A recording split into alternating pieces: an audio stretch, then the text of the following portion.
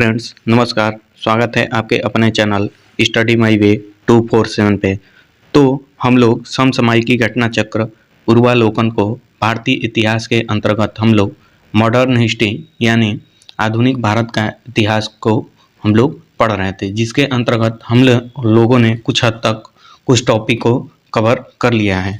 तो आज का जो हमारा टॉपिक है वह ब्रिटिश शासन का भारतीय अर्थव्यवस्था पर क्या प्रभाव पड़ा, तो इसके बारे में हम लोग जानेंगे और इससे बनने वाले जितने भी क्वेश्चन हो सकते हैं उसको हम लोग क्या करेंगे, डिस्कस करेंगे। तो चलिए हम लोग एक ओवरव्यू इस चैप्टर का देखते हैं। जो अस्थाई बंदोबस्त थी वो कब आया था? तो जो अस्थाई बंदोबस्त था वह 1793 ईस्वी में आया था। कौन लाया था? तो वह लॉर्ड कॉर्नवालिस के द्वारा अस्थाई बंदोबस्त लाया गया था। और जो अस्थाई बंदोबस्त था उसका जो अन्य नाम थे, यानी कि अस्थाई बंदोबस्त को कई नामों से जाना जाता था, जैसे कि इस्तमारी प्रथा, जागीरदारी प्रथा, मालगुजारी प्रथा, विशेदारी प्रथा। और जो ये अस्थाई बंदोबस्त वाली जो प्रथा थी वह लगभग पूरे भारत के 19% क्षेत्र में क्या थी, स्थित थी, जैसे कि बनारस, उड़ीसा, बंगाल, कोलकाता।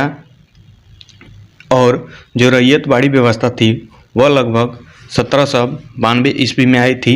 और जो इसके प्रवर्तक यानी जो फाउंडर थे थॉमस मुनरो थे।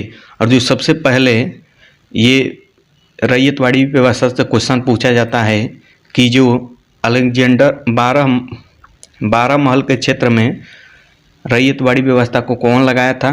तो ये अलेक्जेंडर रीड ने लगाया था। और जो मद्रास के क्षेत्र में जो रैयतवाड़ी व्यवस्था थी वह किसके द्वारा लगाई गई थी? तो थॉमस मुनरो के द्वारा लगाई गई थी।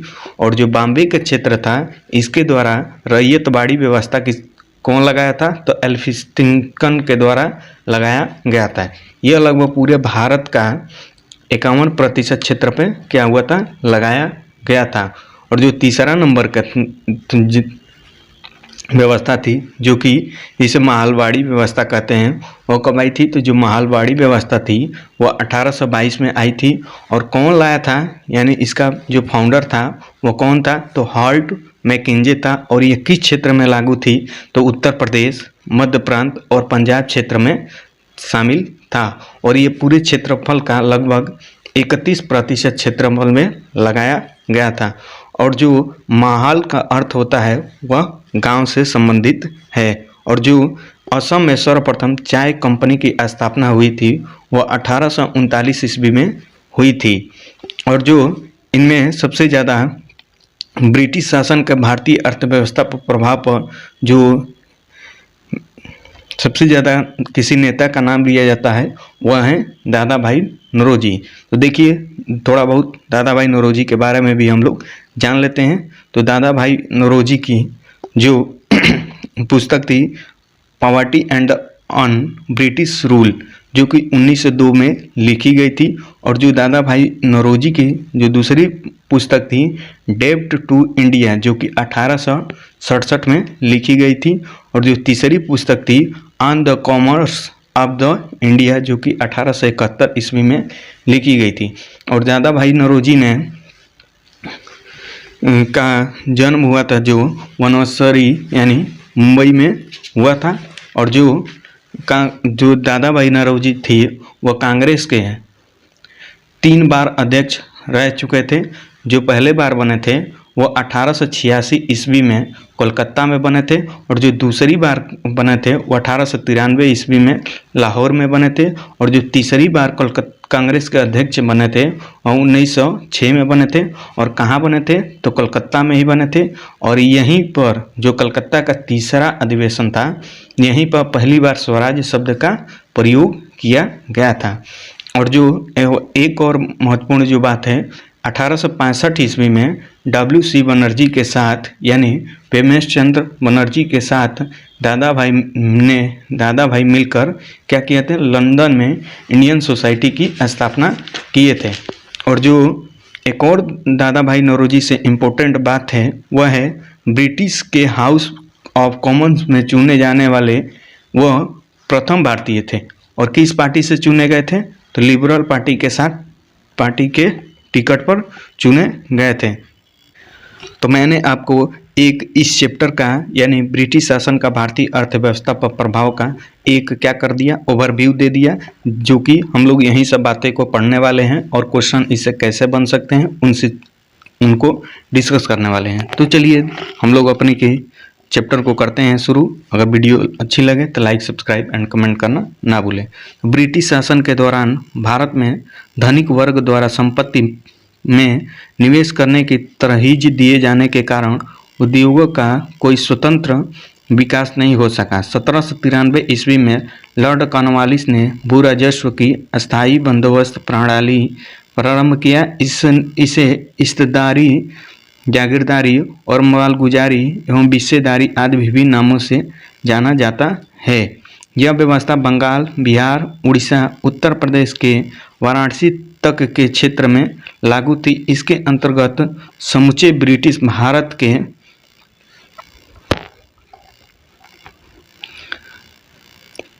क्षेत्र का लगभग 19% हिस्सा शामिल था। इस व्यवस्था के अंतर्गत जमींदारों के नए वर्ग का भूस्वामी घोषित कर दिया गया, जिसे भूमि का लगान 10/11 भाग कंपनी को देना था तथा 1/11 भाग अपनी सेवाओं के लिए अपने पास रखना था। अस्थायी बंदोबस्त के अंतर्गत जमींदारों, छोटे छोटे पूंजीपति भद्र नवाब थे।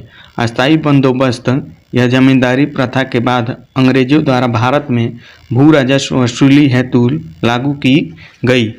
दूसरी व्यवस्था जो रैयतवाड़ी व्यवस्था थी, तो मैंने आपको सब कुछ बता ही दिया है कि जो रैयतवाड़ी व्यवस्था थी वो कब आई थी। तो जो रैयत आपकी वाड़ी व्यवस्था थी वो 1792 ईस्वी में किसके द्वारा लगाई गई थी, तो ये थॉमस मुनरो के द्वारा मद्रास के क्षेत्र में लगाई गई थी। और 12 महल का जो क्षेत्र था वो अलेक्जेंडर रीड के द्वारा लगाया गया था। और जो बॉम्बे का जो क्षेत्र था वह एल्फिस्टन के द्वारा लगाई गई थी। और जो इसका पूरा टोटल क्षेत्र था लगभग 51% था। इस व्यवस्था के जन्मदाता थॉमस मुनरो, कैप्टन रीड तथा सर्वप्रथम इसे तमिलनाडु के 12 महल जिले में लगाया गया। तत्पश्चात यह व्यवस्था मद्रास, मुंबई, कुछ पूर्वी बंगाल, असम तथा कुर्म आधुनिक कर्नाटक के भाग में लागू की गई। इस प्रथा के अंतर्गत रैयतों का भूमि के मालिकाना और कब्जेदारी अधिकार दिए गए थे और प्रत्यक्ष रूप से या सीधे तथा व्यक्तिगत रूप से यह स्वयं सरकार को भू राजस्व का भुगतान करने के लिए उत्तरदायित्व थे। इस व्यवस्था में कृषि भूस्वामित्व इसके अंतर्गत कुल ब्रिटिश भारत के भू क्षेत्र का लगभग 51% हिस्सा शामिल था। तो ये मैंने आपको पहले ही बता दिया कि जो रैयतवाड़ी व्यवस्था के अंतर्गत जो कुल क्षेत्र का 51% लगभग भाग सम्मिलित था। इस व्यवस्था के अंतर्गत लगान वसूली कठोरता से की जाती थी तथा लगान की दर भी काफ़ी ऊंची थी। महलवाड़ी व्यवस्था, तो महलवाड़ी व्यवस्था के बारे में भी मैंने आपको बता दिया। तो एक बार मैं और बता देता हूँ आपको। महलवाड़ी का मतलब होता है, यानी महल जो शब्द है उस शब्द का अर्थ होता है गांव, विलेज। और जो महलवाड़ी व्यवस्था शुरू की गई थी वो 1822 में शुरू की गई थी। किसके द्वारा शुरू की गई थी, तो हर्ट मैकेंजी के द्वारा शुरू की गई थी। तो महलवाड़ी व्यवस्था पद्धति जो थी में भू राजस्व व्यवस्था कृषक के साथ नहीं बल्कि प्रत्येक ग्राम अथवा महाल जहागीर का एक भाग के साथ स्थापित की जाती थी। इसके अंतर्गत यदि कोई व्यक्ति अपनी भूमि छोड़ देता है था तथा ग्राम समाज इसे भूमि का संभाल लेता था। यह ग्राम समाज ही सम्मिलित भूमि, सामलात तथा अन्य भूमि की स्वामी होता था।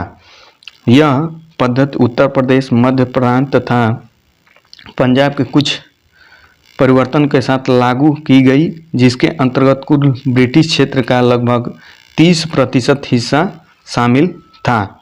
तो औपनिवेशिक शासन काल में भारत के सरकार के गृह चार्ज से तात्पर्य इंग्लैंड स्थित राज्य सचिव यानी सेक्रेटरी ऑफ द स्टेट द्वारा भारत सरकार की ओर से किया गया था। इसमें शामिल थे भारतीय सार्वजनिक ऋण एम्ब्रेलो पर लगाई गई पूंजी पर दिया गया ब्याज, भारत को दी गई सैनिक और अन्य सामग्री की लागत, भारत के कारण इंग्लैंड में दिए जाने वाले नागरिक और सैनिक शुल्क, इंग्लैंड में राजस्व सचिव का सारा व्यय जो था वर्ष 1919 तक, भारत सरकार द्वारा यूरोपीय अफसरों को दिए जाने वाले भत्ते और पेंशन, भारत के बाहर हुए युद्धों को लड़ने में अंग्रेजों द्वारा प्रयोग में लाई जाने वाली नीति गृह शुल्कों पर नहीं थी। ब्रिटिश काल में इंपीरियल प्रेफरेंस शब्दावली का प्रयोग भारत में ब्रिटिश आयातों पर दी गई विशेष रियायतों के लिए किए जाता था। इसके तहत भारत में ब्रिटिश आयातों पर नाम मात्र का शुल्क या बिल्कुल नहीं लगता था, जबकि भारत के निर्यातों पर ब्रिटेन में भारी शुल्क लगाया जाता था। तो धन का बहिर्गमन या अपवाह या ड्रेन के राष्ट्रवादी परिभाषा का तात्पर्य भारत से धन, संपत्ति एवं माल को इंग्लैंड में हस्तांतरण था, जिसके बदले में भारत को इसे समतुल्य कोई भी आर्थिक, वाणिज्यिक या भौतिक प्रतिलाभ नहीं होता था। दादा भाई नौरोजी धन का बहिर्गमन के सिद्धांत के सबसे पहले सर्वाधिक प्रखर प्रतिपादक थे, जिसको हम लोग क्या बोलते हैं, ड्रेन वेल्थ थ्योरी बोलते हैं। उन्होंने अपने लेखों एवं पुस्तकों इंग्लैंड डेब्ट टू इंडिया, जो कि ये दादा भाई की नौरोजी की पुस्तक थी, ये सब मैंने बातें आपको सबसे पहली ही लाइन में बता दी थी। दादा भाई नौरोजी के बारे में मैंने आपको पूरी जानकारी दे दी थी, उनका जन्म कहाँ हुआ था, उनकी पुस्तक कौन सी है और उन्होंने कांग्रेस के अधिवेशन में किस किस अधिवेशन में कहाँ कहाँ भाग लिया था। Poverty and British rule in India, the wants and means of India तथा on the commerce of India के माध्यम से अपवाह सिद्धांत का प्रतिपादन किया। रमेश चंद्र दत्त ने धन का बहिर्गमन का सिद्धांत पर बल दिया। अब उन्होंने अपने लेख इकोनॉमिक्स हिस्ट्री ऑफ इंडिया में यह मत प्रकट किया था कि सफल राजस्व का आधा भाग प्रतिवर्ष भारत से बाहर चला जाता है। भारतीय राष्ट्रीय कांग्रेस 1896 ईस्वी में कोलकाता के अधिवेशन में आधिकारिक तौर पर बहिर्गमन का सिद्धांत का स्वीकार किया गया। उस समय कांग्रेस ने घोषणा की कि देश में पड़ने वाले अकालों और लोगों को निर्धनता का कारण वर्ष से लगातार चलता आ रहा है। धन का बहिर्गमन सर सैयद अहमद खां ब्रिटिश शासन के प्रति वफादार थे और मुस्लिम समाज के विकास भारत में अकाल सत्ता को बने रहने में ही संभव मानते थे। अतः वे दादा भाई नौरोजी का उत्साह सिद्धांत में विश्वास नहीं करते थे और ब्रिटिश शासन के समय अर्थव्यवस्था को खोखला करने का सिद्धांत इकोनॉमिक्स ड्रेन थ्योरी पर दादा भाई नौरोजी ने पुस्तक लिखी। दादा भाई अंग्रेजी राज्य के शोषक नीतियों का अनावरण किया और कहा कि राज्य भारत के दिन प्रतिदिन लूटने में लगा है, जिसके कारण भारत निर्धन देश बनता जा रहा है। इसके परिप्रेक्ष्य में ही उन्होंने अपने ड्रेन थ्योरी दी। दादा भाई नौरोजी ने 1865 ईस्वी में W.C. बनर्जी के साथ मिलकर लंदन इंडिया सोसाइटी का गठन किया। यह भी बात जो है मैंने आपको पहले ही स्टार्टिंग में ही बता दिया था, जिसका कार्य भारत में दुख दर्द का प्रचार करना था और 1892 ईस्वी में लिबरल पार्टी के टिकट पर ब्रिटिश हाउस ऑफ कॉमन्स के लिए चुने जाने वाले पहले भारतीय थे। तो अब हम लोग इससे बनने वाले क्वेश्चन को भी देखते हैं। तो चलिए हम लोग अपना क्वेश्चन को देखते हैं। तो सबसे पहला क्वेश्चन है हमारा, ये IAS का क्वेश्चन है, इसको छोड़ देते हैं। और जो दूसरा क्वेश्चन है, शब्द जो है यानी कि शब्द इंपीरियल प्रेफरेंस का प्रयोग किया जाता था। तो ये किसके लिए किया जाता था? जो शब्द है मतलब इंपीरियल प्रेफरेंस एक शब्द है, इसका जो प्रयोग भारत में ब्रिटिश आयातों पर दी गई विशेष रियायतों के लिए किया जाता था। तो क्वेश्चन नंबर नेक्स्ट हमारा, ब्रिटिश शासन के दौरान भारत में उद्योगों का कोई स्वतंत्र विकास नहीं हुआ, यानी कि इसका कारण क्या था? तो जो इसका मेन कारण था वह धनिक वर्ग द्वारा भू संपत्ति पर निवेश करने की जी दिया जाना। क्वेश्चन नंबर नेक्स्ट है हमारा,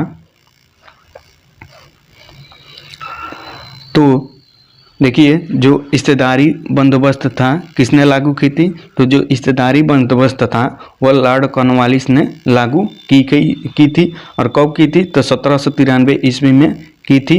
ये सब देखिए जो मैंने आपको एक ही लाइन में जो पहले बता दिया था वही सब क्वेश्चन अब रिपीट होने वाले हैं। तो इसके बारे में केवल हम लोग देखते हैं कि क्वेश्चन कैसे पूछे जाते हैं। और क्वेश्चन नंबर नेक्स्ट है हमारा, किसने प्रशासन काल में अस्थायी बंदोबस्त प्रारंभ किया था। तो अस्थायी बंदोबस्त किसके द्वारा शुरू किया गया था, तो ये लॉर्ड कॉर्नवालिस के द्वारा शुरू किया गया था।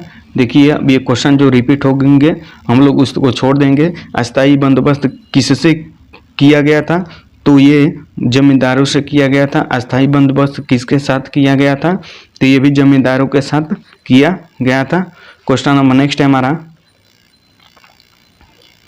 किस गवर्नर जनरल ने भारत में अस्थायी भू राजस्व व्यवस्था की थी, तो देखिए यह लॉर्ड कॉर्नवालिस ने की थी। ऑप्शन नंबर सी सही जवाब होगा। क्वेश्चन नंबर 9 है हमारा, लॉर्ड कॉर्नवालिस को अस्थायी बंदोबस्त लागू किया गया था तो 1793 में लॉर्ड कॉर्नवालिस के द्वारा अस्थायी बंदोबस्त लागू किया गया था। क्वेश्चन नंबर नेक्स्ट है हमारा,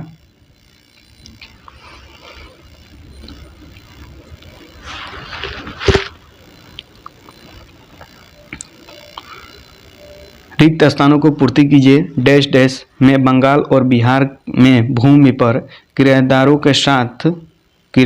के अधिकार को बंगाल किराएदारी अधिनियम द्वारा किया गया था। तो 1885 में किया गया था जब कांग्रेस की स्थापना हुई थी तब। क्वेश्चन नंबर नेक्स्ट है हमारा,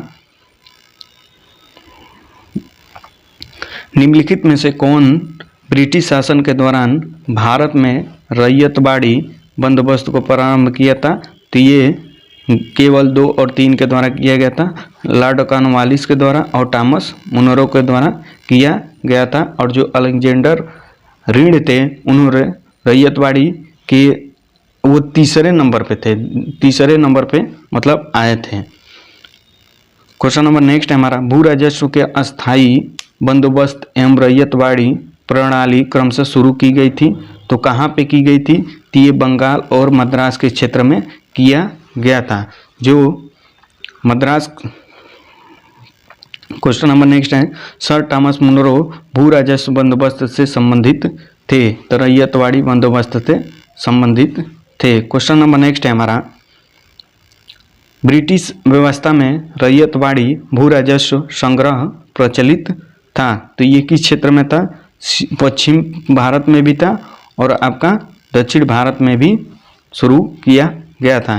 क्वेश्चन नंबर नेक्स्ट है हमारा, मद्रास के रैयतवाड़ी बंदोबस्त में कौन संबंधित था, तो जो मद्रास के क्षेत्र में कौन रैयतवाड़ी व्यवस्था लगाया था, तो थॉमस मुनरो ने लगाया था। क्वेश्चन नंबर नेक्स्ट है हमारा, रैयतवाड़ी प्रारंभ की गई थी, तो रैयतवाड़ी प्रारंभ किसके द्वारा की गई थी, तो थॉमस मुनरो के द्वारा प्रारंभ की गई थी। और सबसे पहले किस क्षेत्र में लगाया गया था, तो मद्रास के क्षेत्र में लगाया गया था। क्वेश्चन नंबर नेक्स्ट है हमारा, अंग्रेजों ने रैयतवाड़ी बंदोबस्त कहाँ लागू किया था, तो ये मद्रास और मुंबई प्रेसिडेंसी में लागू किया था। क्वेश्चन नंबर नेक्स्ट है हमारा, अंग्रेजों ने रैयतवाड़ी व्यवस्था सर्वप्रथम आरंभ की थी, तो ये किस क्षेत्र में की थी, तो मद्रास प्रेसिडेंसी में की थी। क्वेश्चन नंबर नेक्स्ट है हमारा,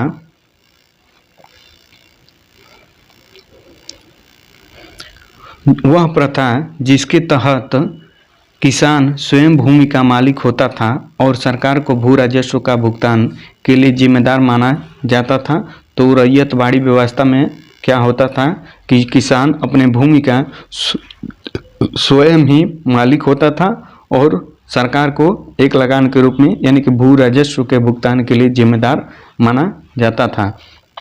क्वेश्चन नंबर नेक्स्ट है हमारा, पंजाब भूमि हस्तांतरण अधिनियम कब पारित किया गया था, तो 1900 में पंजाब भूमि हस्तांतरण अधिनियम पारित किया गया था। क्वेश्चन नंबर नेक्स्ट है हमारा, जो असम में सर्वप्रथम चाय कंपनी की स्थापना कब की गई थी? तो असम में सर्वप्रथम चाय कंपनी की जो स्थापना की गई थी 1839 ईस्वी में की गई थी। और जो इसका मुख्यालय था वो कहाँ था? तो द कंपनी, भारत के सबसे पुरानी जो इसका मुख्यालय था आपका असम चाय, देख लेते हैं। असम में सर्वप्रथम चाय कंपनी की स्थापना 1839 ईस्वी में हुई थी। यह कंपनी 5 लाख रुपए की पूंजी के साथ इंग्लैंड में स्थापित की गई थी तथा नजीरा असम में इस कंपनी का मुख्यालय था। और जो इस कंपनी का नाम था द असम कंपनी, भारत का सबसे पुरानी व्यावसायिक चाय कंपनी है जो वर्तमान में भी कार्यरत है। क्वेश्चन नंबर नेक्स्ट है हमारा,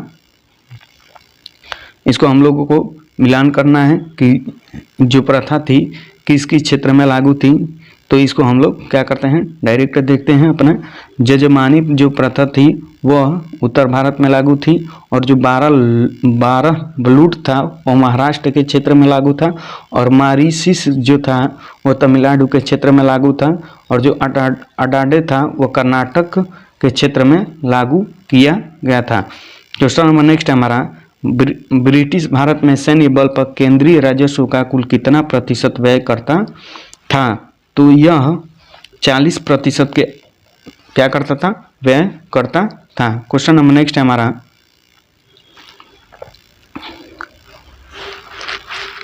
निम्नलिखित में से किसने धन निकासन का सिद्धांत का प्रतिपादन किया था?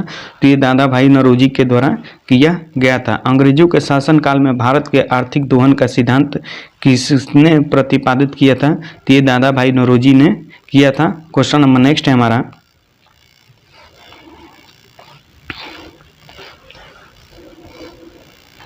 निम्नलिखित में से कौन सा दादा भाई नौरोजी का उत्साह शरण सिद्धांत का यानी कि ड्रेन थ्योरी में विश्वास नहीं करता था?